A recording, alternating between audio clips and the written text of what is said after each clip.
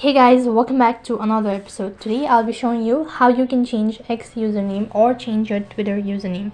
So then to begin with, update your application and then open up your X application. Once you're logged in, tap on the profile icon from the top left hand side corner, scroll down a bit, go to settings.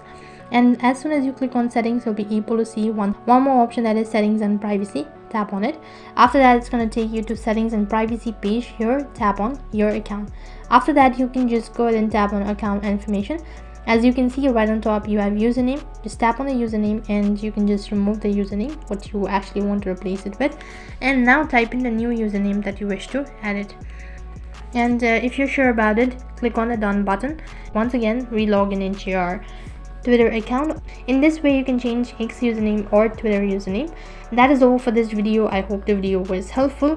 Make sure to like, share and subscribe to our channel. Thank you for watching. See you in the next video.